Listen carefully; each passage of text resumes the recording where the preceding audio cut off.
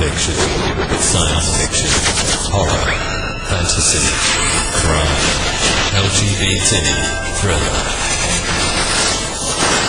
You have now entered the House of Mystery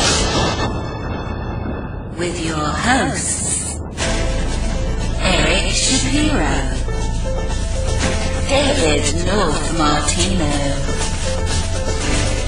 John Copenhaver, and Al Warren. 106.5 FM Los Angeles, 102.3 FM Riverside, and 105.0 AM Palm Springs. Welcome back into the House of Mystery. I'm Al Warren. Mr. Dave Martino is back from his training. That's right. So are you better now? Better? Well, better than you were because you were in training. Well, of course. Yes. Well, this is what we martial art training. Yeah. 4 hours on Sunday. Yeah. All radio people should do that. For an hour. Yeah, it's great. Yeah, and you put pictures up of yourself in training on there. And what kind of comments do you get? Anything good or bad or what? It's all good. Oh, really? I haven't had any bad comments. Well, you haven't posted yet. So. Yeah. What do you mean, me? We've got a writer who is very disgusting. No, actually, he's not. Very, very nice man. He was on the Noir bar at the bar readings that we're doing for Seattle, and really good reader, actually, and funny book, interesting.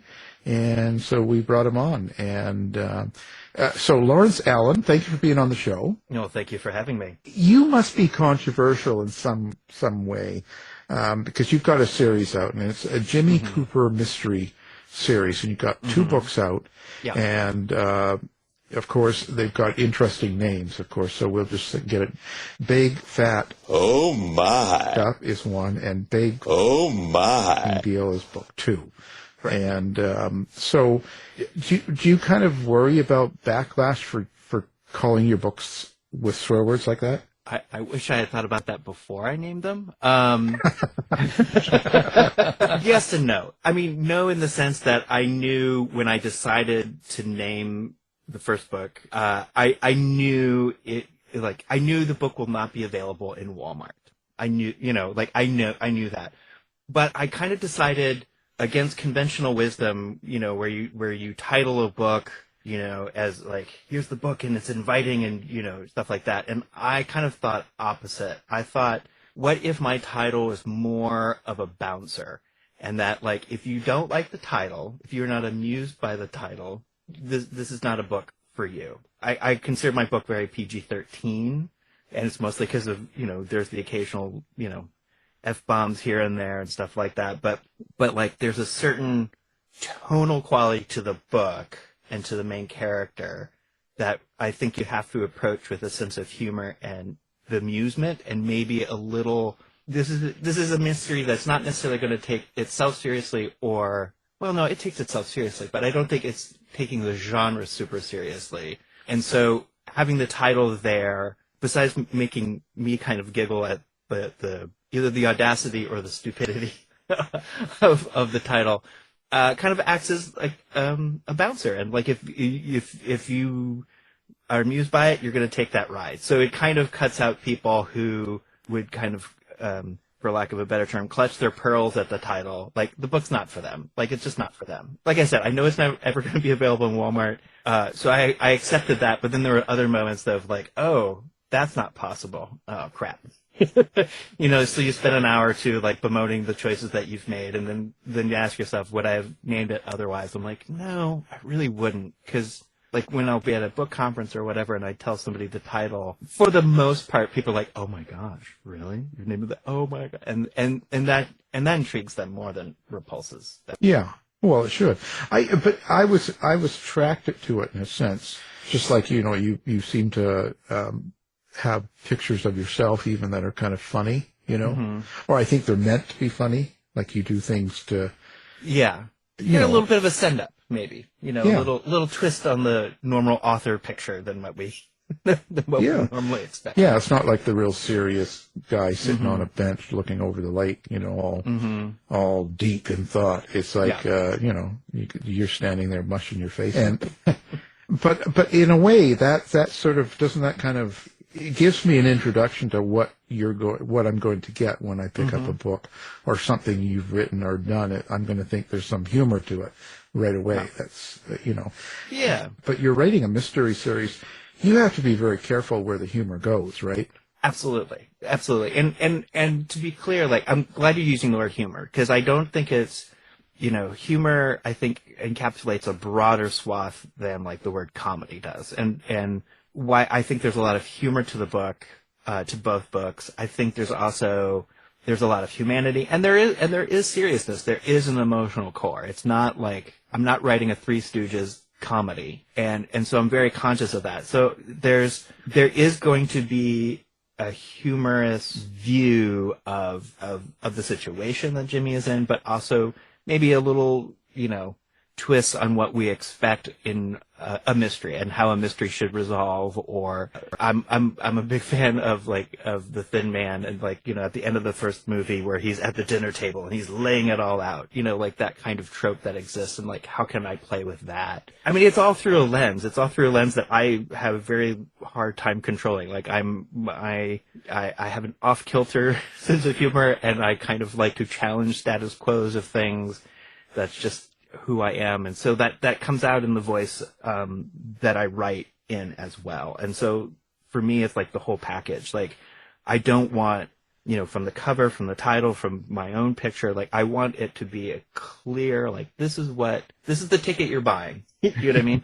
So yeah. So it's I love humor. I love comedy, and I can talk about it all day. But ultimately, I feel like humor and comedy shows humanity in a way that I don't think actually drama does. I think drama sanitizes our humanity a little bit to make it more, James Bond is always well dressed, and how does that actually happen? He's he's never inappropriately dressed for any occasion. That does not happen in my life. I sometimes show up and I realize I now have a stain on my dress shirt. That doesn't happen, but it happens in humor and comedy. And I think there's a way our humanity is more fully shown in humor. Yeah, it shows the truth of the human condition. Mm-hmm. Well, do you think you need comedic timing to create humorous prose? Kind of I know it's not the same as comedy, but a stand-up comedian needs to have a sense of timing to land jokes. Do you feel it the same way in prose fiction? I do. I think everybody's timing is going to be different. Everyone's humor is going to be different. What works for one, it won't work for another. But I think as a writer, I think you should be conscious. And I don't write punchlines. I don't necessarily objectively aim, I'm not doing punchlines like a stand-up comic, but I do know where that's a funny observation that Jimmy's making, or that's a funny twist on something. That's so I'm very aware of that. So I do, just on a technical level, I make sure it's very clear on the page, that's the moment. So if there's a funny observation by Jimmy or a funny moment, I'm making sure that's at the last, that's the last sentence of a paragraph. For example, it's not, the thing isn't hidden within a paragraph, it's the last thing, or it's a sentence unto itself. So it is consciously building and structuring those moments for maximum effect, either an emotional effect, something terrible has happened, or, Jimmy is reacting emotionally to something that's happening that strikes him, that's triggering something from his past or whatever, or it's a funny moment. The relationship between he and his mom is very, there's a lot of conflict. She's a very stern professional person and he is not. And so her reactions to him in some ways are funnier than what he's saying. So I'm always making sure it's clear on the page that this is the funny moment. And I do that, it's the last thing. So I'm definitely structuring those moments when I've discovered something as I'm writing, oh, this could have that. Okay. Then I'm making sure it lands. So now this is the Jimmy Cooper mystery series. So these are 2 books. So tell us about the basic premise of Jimmy Cooper and what the series is kind of about. So Jimmy Cooper is a former child star. He's also a recovering addict, like a lot of former child stars. And he crashed and burned his career And, you know, in a very public way, like a lot of these child stars do, unfortunately, because the business can eat them up. So he crashed and burned his career, but now he has a second shot at fame as a famous private detective in Los Angeles. He works as the in-house detective at his mom's law firm, where his sister also works. You know, he'll sometimes take cases on his own and sometimes through the firm. So in the first book, the first book opens with him in the middle of one of these very classic Los Angeles car chases through the city that we as Angelinos like to watch on our TV. And he's suddenly back in the public eye. And the firm, the sister decides to kind of use his newly rediscovered fame, to help the firm get bigger cases, to help them stay afloat. So it's kind of Jimmy navigating, the series as a whole is Jimmy navigating his fame in a now sober way, how that helps and hurts being famous again. You know, his past is kind of a constant thing for him. So overall, it's kind of like this guy who's trying to figure out how to be sober, how to be a whole person again, and a healed person. So hopefully Jimmy's on a course of healing rather than, which I find in a lot of mysteries. Like how many private detectives or cops are just constantly drinking, and like, well, they're clearly they never spiral all the way out, which is unfortunate. Like, you know, 20-book series and they're clearly alcoholic. Shouldn't they have cirrhosis by now? Shouldn't somebody say, hey buddy, you need to go to rehab? But they never do, because, you know, we just want them to have enough to like they're hurt men. And so Jimmy's on a course for healing. That's my plan. Well, so who is Jimmy Cooper, and how do you relate to him?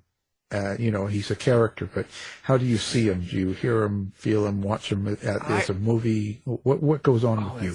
That's a great question. I really hear him. I write in first person. I write Jimmy in first person, and it can be. I mean, there's obviously challenges of first person of like, now Jimmy's got to be in every scene, but like I love being on the inside. I love hearing him. You know, hopefully I'm not as damaged as Jimmy, but we're all damaged in some ways. No one's coming out of this undamaged. You know what I really get to tap into when I'm writing Jimmy is my own just like anxieties, my own like questions, like why are things the way they are? That emotional like, oh my God, I would love to be able to say that to that powerful person or whatever. So he becomes quite an instrument to speaking truth to power in all its different forms. But like when I'm writing an internal monologue, I can just like really tap into my own, like, what the Oh my. is wrong with me?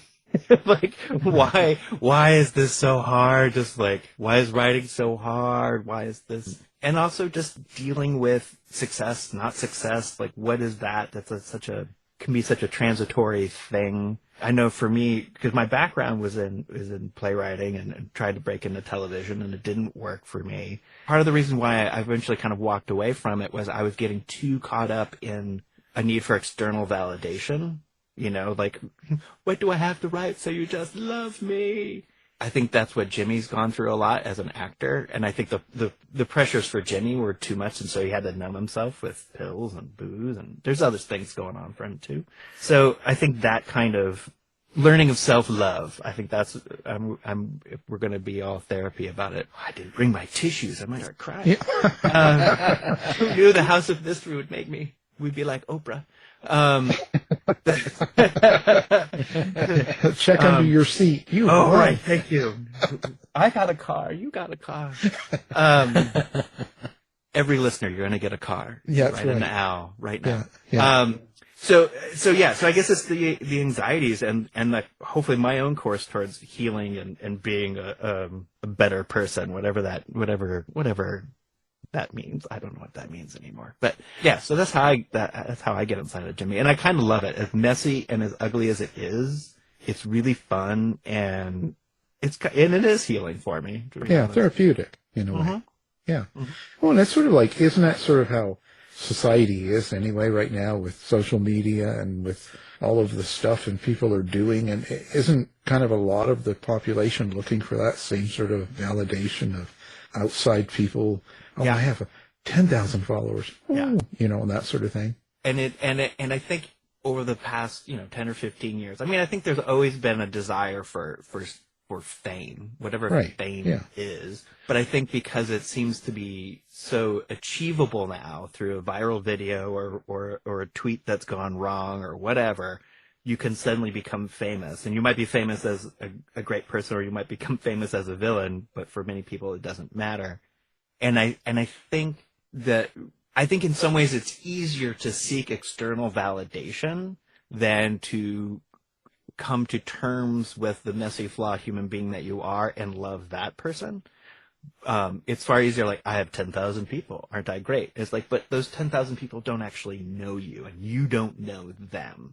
So it's kind of fleeting and hollow. And Jimmy has gone through that, and I have to kind of ignore. I go back and forth with my own social media experience. Like, sometimes I ignore it, and other times I go like, why don't people really retweet my tweet? And it's like, because it's just a dumb tweet, Larry. That's why. Yeah. No one cares. So I think we're in a place in the world right now where everyone wants to be desperately loved by a lot of people.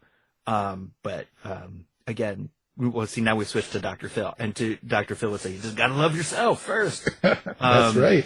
Or I was thinking more RuPaul. If you don't learn to love yourself, how are you going to love anyone else? That's a better, you know what? We should all aspire to be RuPaul and not Dr. Phil. But Yeah. there you go. Yeah, RuPaul. RuPaul for the win.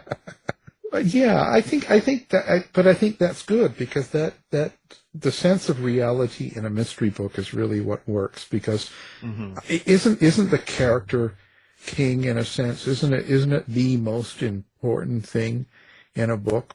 At the end of the day, it's about Jimmy Cooper and that character, the things he goes through, and you have to relate to that person, and that becomes what the book's about. It's not so much about his issues or what he's trying to fix.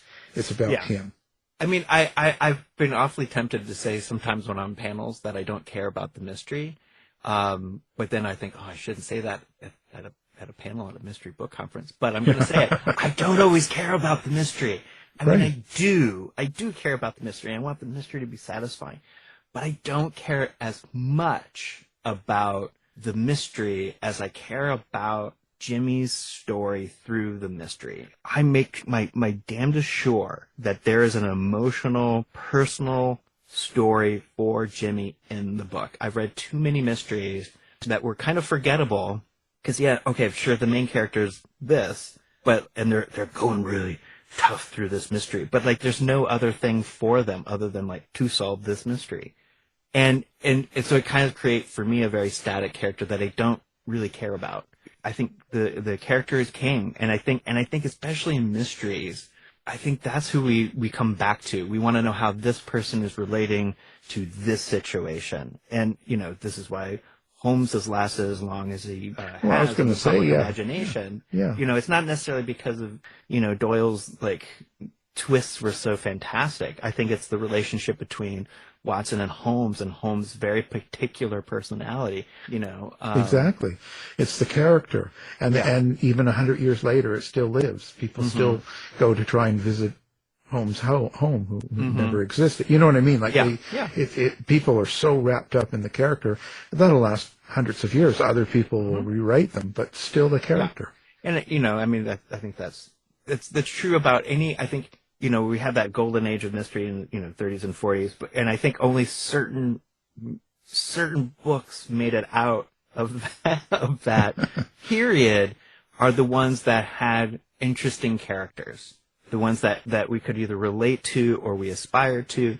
I mean, there's so many books from that period. There's so many short stories, but we don't revisit them because the characters themselves weren't any more interesting than the mystery. And, so it's like, well, why revisit? It's like, okay, I know that answer, but like, I'll reread Marlowe because I mean, Chandler's language elevates it all, but like, I like the character as well.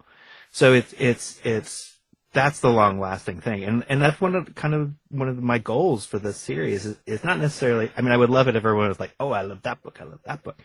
But what in my heart, my dream is that Jimmy himself becomes an iconic character, that he's the one that people are like, I can't wait to read the next story about Jimmy Cooper. Like, that's my dream, not necessarily to write the perfect mystery. Something that stays with people. And so subtext, are you putting subtext in this, or do you have meaning then that underlies, or is this complete entertainment? Well, I think very few things are just merely entertainment. I think all things should be entertaining, engaging in some way. When you say subtext, do you mean like, is there a larger meaning behind the books? Yeah, like it might have happened organically as you put it together, and now it's part of it, or it might be something you thought out, as in, is there a meaning? Is there something that, like I pick up a book, one of these books, take it home and read it, and of course, love the character, have great entertainment, have a few laughs, and it's a, good book. But is there something something that you want to resonate with me, or have me think about, maybe learn even? Oh, yes. And I mean, as you're talking, like, oh, did I mean it intentionally or not intentionally? Well, we'll go with intentionally. I mean, I think, yes. I think what I want people to walk away with, I mean, I obviously to be entertained and moved by Jimmy, but like, I think what I like about Jimmy's experience in the world, I think he's an empathetic person. I think he's trying to feel things, and I think he's trying to allow others he's trying to recognize what other people are feeling, and in fact, I think that's helped him solve his mysteries. And so I think that's important for people to know. I think in a good subtext is that, like, ultimately it's like, we're all damaged in some way, and can all heal, and we can all try to be better people to ourselves and to others. So I think, I guess maybe the subtext is like, let's just be kind. Let's not murder people. Let's not steal. Let's not steal things. Let's not kidnap people. If we, within the, there's no mystery genre then. But I think it's ultimately just kind of like being about a better person. Like, it's not, like, there's no subtext in the Three Stooges. I think that's just funny stuff. But I think there is in my books, hopefully trying to understand people who you might not initially understand, and just be a better person. Right. Right. Try to be open to others, and understand that we all are damaged in some way, and some of it shows differently for different people, and we all do. Try to medicate. Yeah. And what is that, like, what's that about? Like, why, maybe we should be more conscious that, like, maybe I'm medicating, or maybe I'm not medicating. Maybe I do need to be medicated, but maybe it shouldn't be, a fifth of a whiskey a day, or what have you, and I guess it's just, I know. All right. Okay. You can do a fifth. I need it. Yeah. Well, there you go. You're aware of it. You're aware of your problems, and your solutions. I think it's not like, I don't know if I'm the kind of writer who, like, I'm not the Charles Dickens of mystery writers, guys. Like, I don't have like an issue. This isn't Charles Dickens? What are we doing? I know. What are we doing with our lives? This guy. Boy. Like, I'm not, I mean, I am kind of taking on issues of power. Like, Jimmy, talks to people of power and tries to, like, hey, you poop too. I poop. We all poop. Like, why are you a douchebag?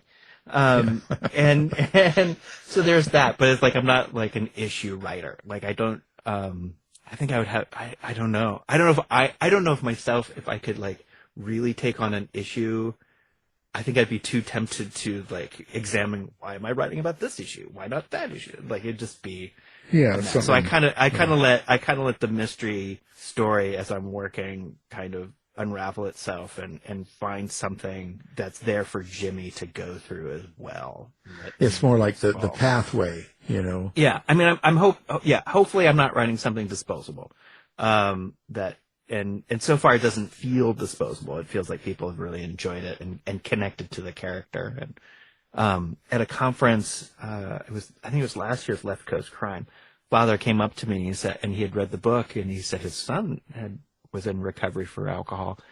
And he was like, I really love this book, and I really connected to it. I gave it to my son, who's also an actor now too. And so it was something for the father and the son to kind of have, something to talk about, and a character in recovery, not a character who like is off the wagon or anything like that. Like, he's in recovery and it's working. He's struggling, but like he's working towards it. So it's like a positive example of that, Yeah. Unlike Dave. Yeah. Unlike Dave. He's just sitting there quietly. Oh, he's drinking. Oh yeah, I'm sure. Yeah. I hear the rocks rattling around in that glass. Well, that's a good segue to, I was going to ask how you get into the mind of a character who is in recovery.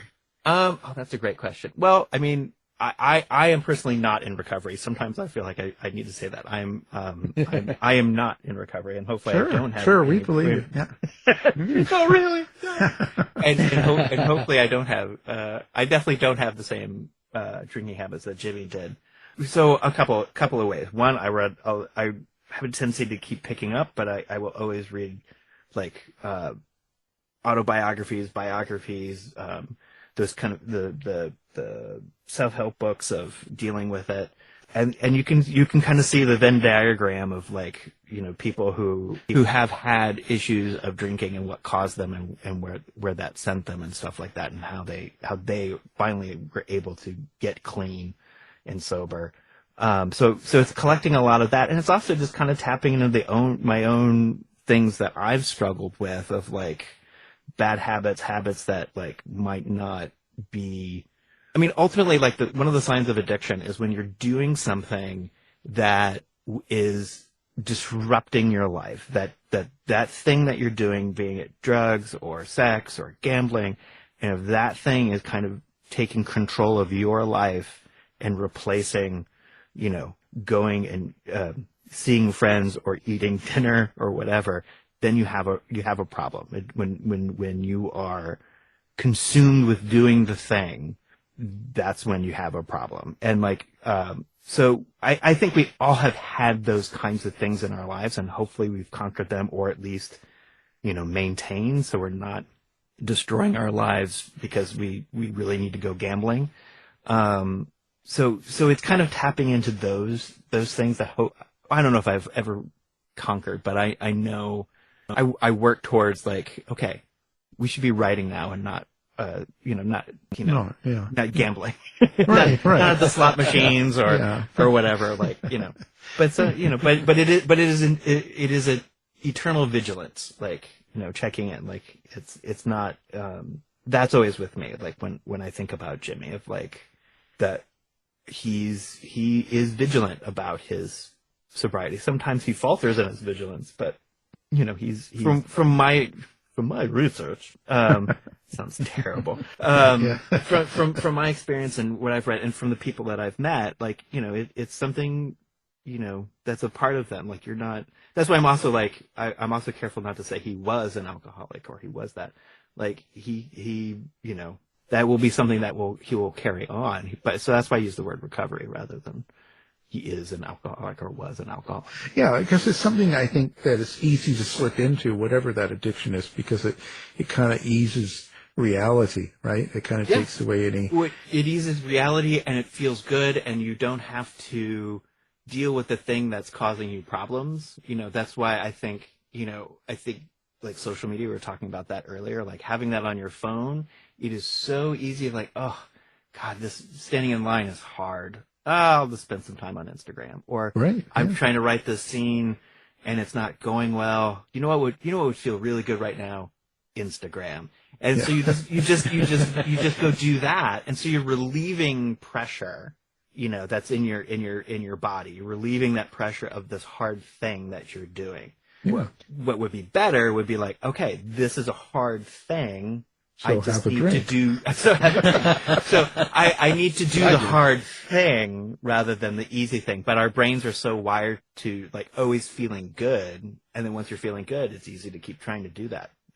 The challenge is what happens with booze or pills or gambling or sex or internet addiction. Like eventually that does not work anymore. So that's why they escalate, or And it just generally doesn't, it stops working, but you're always going to keep chasing that initial, oh, it feels good. But it's just, like one of the things I struggle with, like, and it sounds terrible, is like YouTube. I have a hard time. I can go down a YouTube rabbit hole like nobody's business. And I've been trying really hard. Like I've been telling myself, you can go on YouTube after you finish your writing.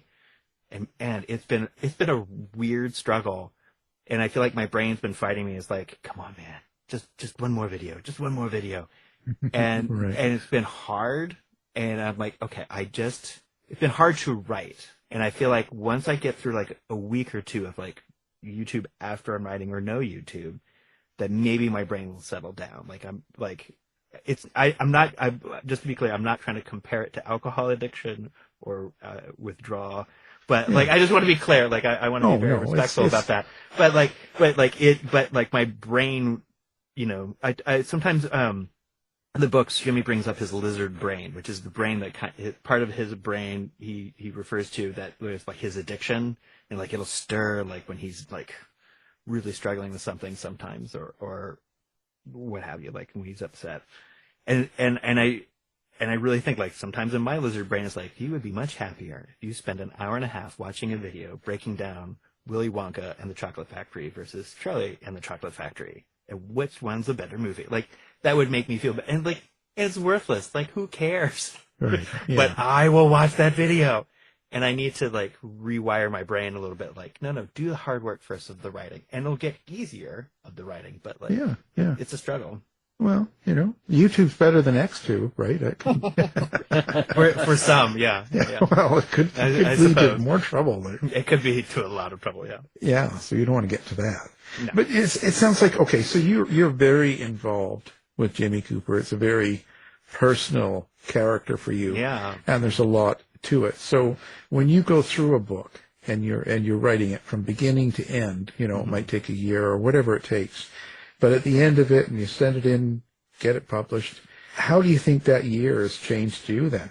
Because you actually go through everything you put your character through. For you, it sounds like you really are involved. So the things he has to go through and the things you have to write about this character, you must feel. So I just wonder if it makes any changes in you, even as just a writer. Al, you're asking the really hard-hitting questions. I did not expect that.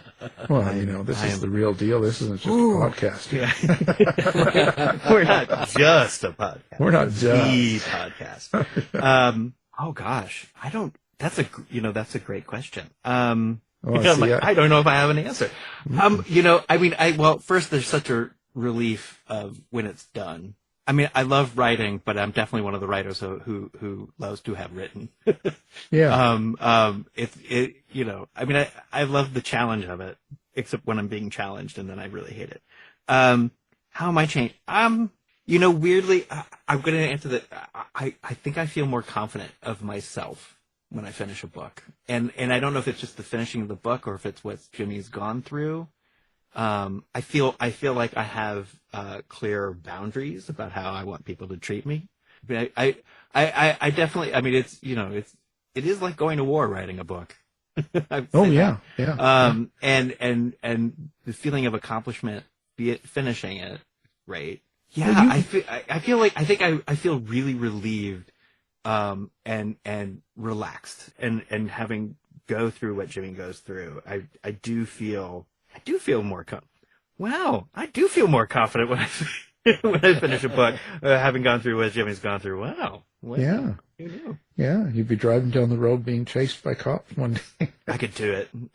Though I feel like I do wonder, like, how does that work in Los Angeles? Like, except for even on the highways, there's so many cars. Like, I'm always amazed, like, that anybody can get anywhere in a high-speed chase in Los Angeles. But it does happen. There's a video, gosh, maybe 2 years ago, we watched. It was like a 2-hour chase. The guy stole a car. The cops started chasing him. He stole another car. He ditched one car, got another car, drove that around, ditched that car, got a van. It took him like 2 hours to catch him. That's so amazing. But That was Dave. Yeah. I didn't know they had allowed podcasts in prisons, but Oh yeah. Yeah. No, he got out. He got out Got of out. early behavior. You know, Oh, that's good. He's a really I'm good not guy. broadcasting from my cell, any longer. Yeah, live. Cell box C. Yeah. You know, he's in the woman's ward. Yeah. Oh, okay. All right. So where do you see yourself going now with this? Like, this is 2 books down. I always wonder with the series if you kind of know ahead of time that you want to do 6 books, let's say, or 10 books. I know there will be at least 6. I'm working on the 3rd. Hopefully it'll be ready by the end of the summer before BoucherCon. BoucherCon 2024. Woo! That's Controversial con. Oh, the controversial con. I mean, I've And it never did- heard it- so much crap about one before. Oh my And God. Well, that's all right. Well, sometimes we need. Listen, if you read anything about the Hugo Awards, like that's like I would rather have our crabbing than what happened with the Hugo Awards. To be honest, like that's crazy. Or and romance writers don't come at me, but Romancelandia is like that stuff's way intense. So I'm glad I'm not in those genres, to be honest. So I know I want to do at least 6. But I can also see myself being with Jimmy for a very long time. I think right now I've chosen 6 because there's a color pattern with the covers. The first one's yellow, the second one's orange, the third one will be red background, and then I have like a blue, green, and purple for the spoilers for the last 3 books. There's no spoilers there. Spoilers. We gotta be careful with spoilers, guys. Don't spoil the book cover color.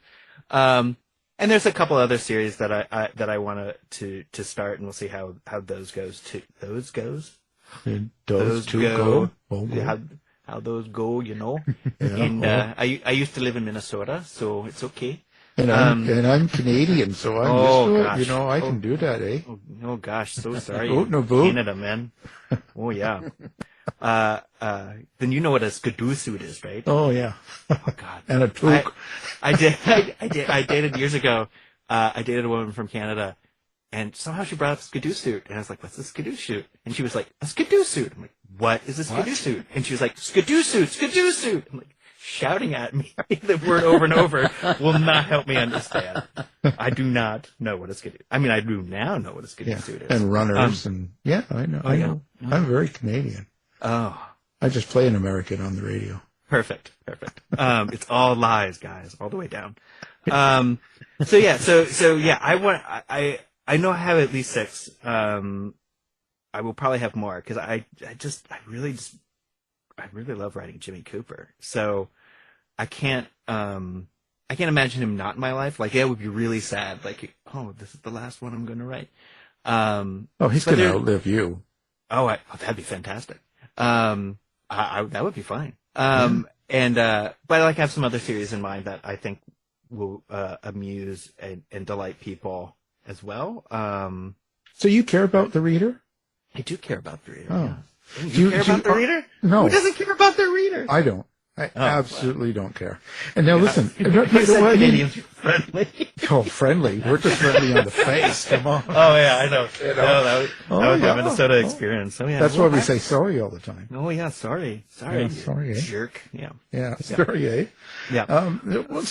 But no, I mean, I just, I don't know. I care about the reader in the sense of like in that I'm hoping they'll come along on my journey. I don't care about the reader in the sense that I want them. I'm writing what I think they'll like. Yeah, that's kind of what I was. Yeah, I'm writing. Are they yeah. over your shoulder while you're writing? They are over my shoulder in the sense that I want to make sure I'm being clear and understood, and friendly. We all like friendly people. But I have a whole other view of Canadians today. But I'm not writing to the audience. I'm writing for me and what makes me feel alive. What makes me feel good. What I think is true to Jimmy. Hopefully everyone will come on the ride with that. and so I'm aware that there's an audience, and I'm aware of it. So I'm always, it goes back to, when I was writing pilots to break into TV, it's like, you just need clarity, So I'm aware of that. I want to be clear in my communication, but I'm also, you're talking to, I named the second book Big Oh my. Deal. Like, I'm not necessarily like, hey, everybody, come into this house. I'm like, you want to come in? You can come in. So I care in the sense that I want people to have a good time and enjoy the book, but like, I'm not writing it to be loved, because that's the exact reason why I stopped writing for television, because you can't write to be loved. No, you write just to get your nipples hard. You write for the warm fuzzies. The Yeah. warm fuzzies, not the nipples. Well, nipples are good. It's like disgusting. Terrible. Yeah. Kind of behavior is this anyway? Yeah, but you know what you're going to do for the 6 books. So you say 6. I don't know what I don't know what they'll be.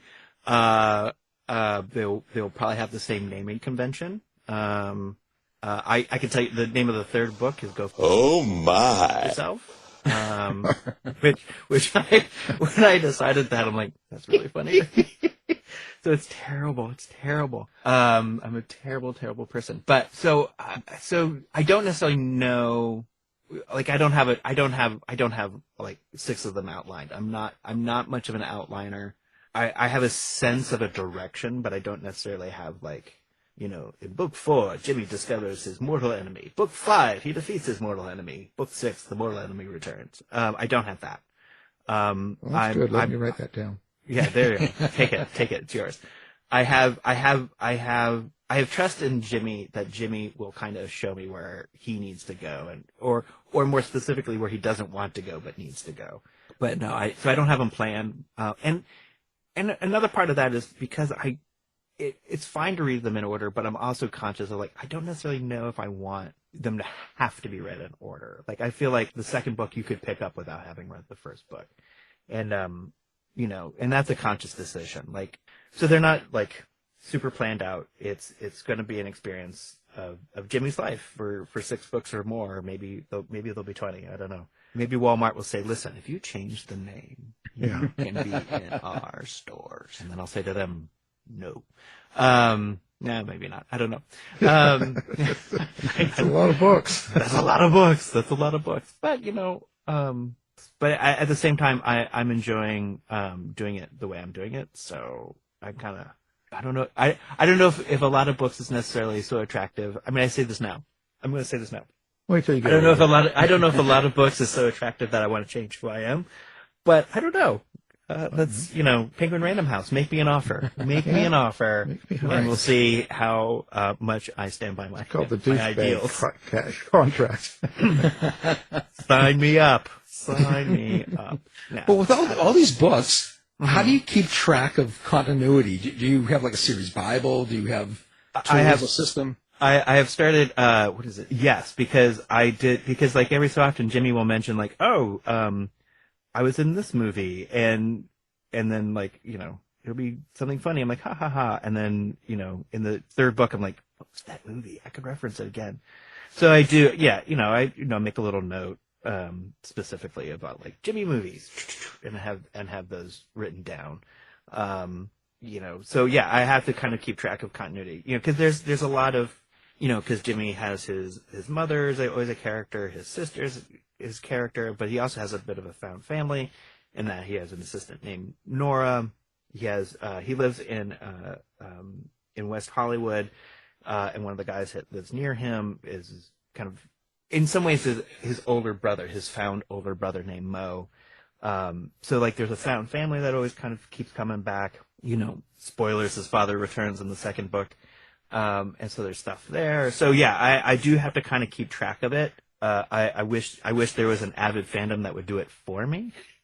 We're not there yet.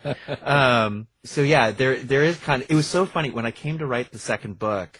I stalled for like 2 weeks because I realized I had never written a sequel to anything before. And it was such a weird feeling. Like I'd always written, plays or pilots, pilots that I hoped would go on and write sequels, but that never happened. So it's like, this was the first time I had to confront, like, what is a sequel? What do I want to do? How much information do I want to repeat in hopefully an entertaining way? Like, how do a sequel? Oh my God. And I feel like that's going to happen because the third book was like, oh man, here I am again. How am I going to do this? So yes, to circle back, yes, I write it down. I write it down. So what are you trying to say? Oh my God, I have so much anxieties about writing. Why am I doing this? Yeah, like why would someone like that? Why writing? Like, what's wrong with you? What is wrong with me? I think, is this an intervention? Who hurt you? Yes. This is an intervention, Larry. Stop fighting. That's a good question. You know what? Like, I don't know why writing. I love to make things. And somewhere along the line, like, I was a performer for a long time. I did improv. I've studied clowning. And like, so I like to make things. I like to create entertainments. And, so writing, I don't know. I guess I started writing maybe this is where I really started writing, at least for the stage. So I went to the University of Iowa. Go Hawkeyes, I believe. That's not very convincing when you say I believe. I believe. Go Hawkeyes. Rah rah. Go football team. And there's this kind of at the theater department. I was a theater major, and there was an open mic night thing called No Shame. It was every Friday night. And basically, you would show up with a script in hand, and there's 10 slots, and if there was space, you could go on, you can perform. And it was the most exciting thing, because like every Friday, I don't know why, I'm performing every Friday. And so maybe I'd have a script by Friday morning, or maybe it'd be Friday afternoon, but I'd have something. I always had something.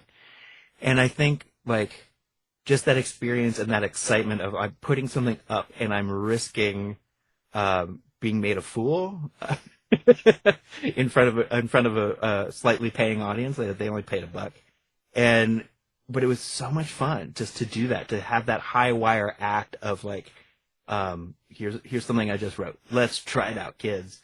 And that's true when I was performing improv, like that thrill and excitement of making something in front of people, and that was gonna disappear.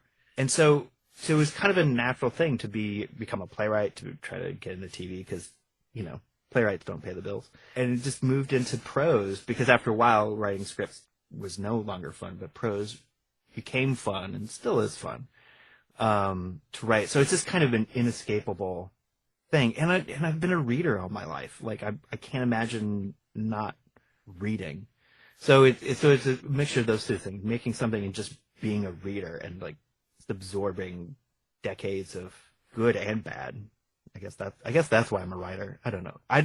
You know what? I just don't want to be an administrative assistant somewhere, so that's why I'm a writer. Yeah. Well, you can always work at a park or something, be a park ranger. And I don't like the outside now. Well, then you can work in the office of a park. That sounds like administrative assistant now. Well, I said I do not want to be an administrative assistant.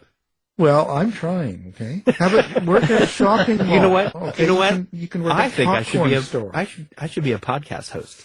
No, it's a terrible job. House of, let's see, what should I host? House of horror. House of crime. House of mystery-ish. Mysteries. Yeah, Mystery House. Mystery House. There you go. I should be the podcast host. I've seen it. There's a lot of copies out there, but there's only one me. I wonder why that is. You can only be perfect once. Come on. Yeah. No, nobody wants to be me. I'm disgusted. Same. Canadian. Right. I feel like we need to have an intervention with you. Yeah, I've been waiting. The self-hate. I don't know.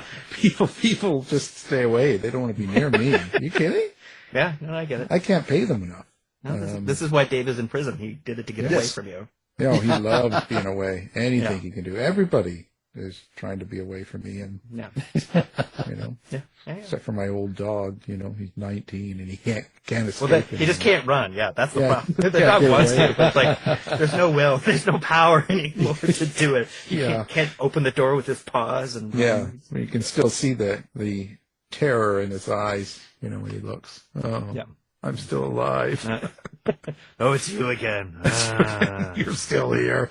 Great. Anyway. Well, listen, Do you wake up in the middle of the night with the dog with the pillow over your head and the all the dog's time. trying to, and I think he's trying to be cute, but I think It's like, he's just trying to create an alibi for himself. yeah, what a cute dog. He's always trying to be so nice. My cute homicidal dog. Yeah, he brings all of his friends in, and they all lay on the pillow on my face. What a nice It's like the dog. reverse of a cozy mystery. Yeah. Let's see. Oh. Boo. Listen, so how do people get a hold of you? I mean, we got to get Oh into my God. what phone number, address. Let's talk about. Would you like my social security number too? That would be. Oh yeah, I have my give it all routing, out. my bank and- routing number. Yeah, let's go. I mean, I've got you can find me on most of the socials at Right Larry Wright. You can also email me at hello@lawrenceallenwrites.com. My website is lawrenceallenwrites.com. You can find me there. But yeah, on Instagram, Blue Sky, you can find me on Twitter or X, whatever you want to call it. excrement. Facebook, Right Larry. I think it's facebook.com, Right Larry Wright. There's a theme, guys. There's a theme. Yeah, so lots of ways. I'm going to change mine to wrong Al wrong.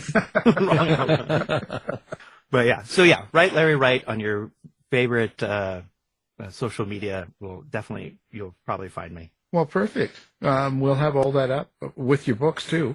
Excellent. And what else can I say? Pick up a Jimmy Coop mystery. Yeah, pick them both up. Pick up copies for your friends and enemies.